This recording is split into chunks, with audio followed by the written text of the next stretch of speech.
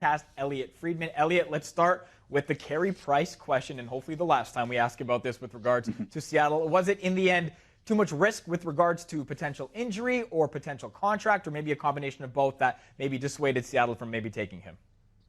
Faisal, I think that's exactly what it was. It was the risk. I still think that Seattle felt that they didn't get enough of the medical information. I think they felt that they just didn't know everything that there was to know about whatever Price could be facing medically. He's headed to New York tomorrow, as a matter of fact, to get knee and hip looked at and see what exactly needs to be done. I think that's what it came down to. They just weren't sure. Now, if you take a look at a lot of Seattle situations, they don't have a lot of contracts there that have a lot of term on it.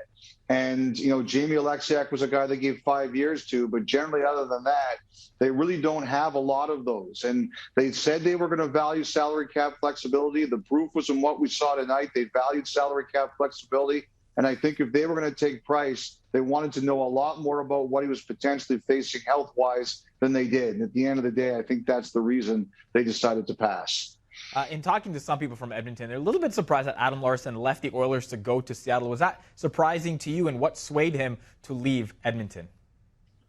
Faisal, I think there's a couple of things here. First of all, yes, I'm surprised because back after the trade deadline, the word was that Adam Larsson was going to re-sign in Edmonton and that they made enough progress right before that deadline that everybody felt comfortable it was eventually going to happen.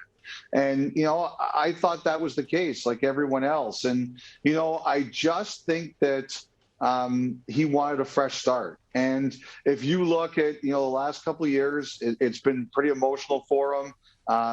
Some family issues. Also, I wonder if he was ever really comfortable. The trade for Hall. I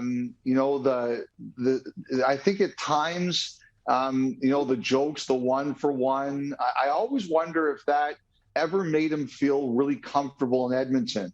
And at the end of the day, I think he was ready for a fresh start. I don't think, Seattle really beat him out Edmonton in terms of what they offered. I just think at the end of the day, he wanted a fresh start. That's what a couple people closer to there have told me. Yeah. Makes sense. I've been thinking all day about my favorite Jared McCann Maple Leaf memory. I still haven't thought of it yet. Look, the business side of it from Kyle Dubas to get him from Pittsburgh. You understand the strategy. People, of course, upset on Twitter because they're upset on Twitter. But what did you make of what Dubas did there in the hopes of maybe trying to keep him over Kerfoot? Well, first of all, you're right about something. When it comes to social media, 50% of the people are going to like it and 50% of the people are going to hate it. You just have to deal with all of that. Yeah. I think quite simply that Pittsburgh and Toronto realized that Seattle liked both McCann and Kerfoot. And they worked it out where Pittsburgh got something in case they lost him, Hallander in the 7th rounder, and Toronto knew at least one of those two players was going to be on their roster. And I think that's what, Toronto wanted. I think the other thing with Justin Hall is that, to replace him at his salary slot, $2 million, I think it was going to be borderline impossible for the Maple Leafs. So I think that also factored in the decision. At the end of the day, I think Toronto they've lost a lot off their roster. They're going to lose Zach Hyman. He's likely going to sign in Edmonton, Faisal. And I just think they wanted to get as much stability as they possibly could before they started looking about how they wanted to rebuild their group. We know Wednesday's expansion draft was the start of what will be a crazy, crazy week. Rosters get unfrozen Thursday. The draft goes Friday, and free agency kicks off in less than a week's time. How crazy will the next 7 to 10 days be, and what are some of the biggest names we should look for? Well, I think they're going to be pretty busy. The draft is in a couple of days, and I think there's going to be a lot of moves around the draft. So Thursday, the freeze ends at 1 p.m. Eastern, 10 a.m. Pacific.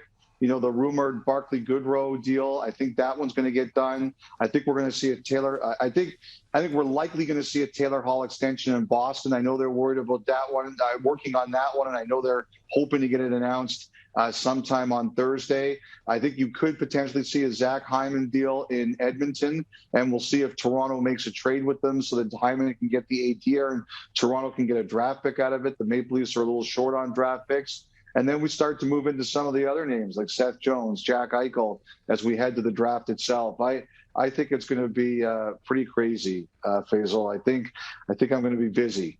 Whether that's good or bad, I think I'm going to be busy. Turn those tweet alerts on, as I say, with all the insiders we've spoken to this week. Elliot, always appreciate your insight and your time, man. Thank you.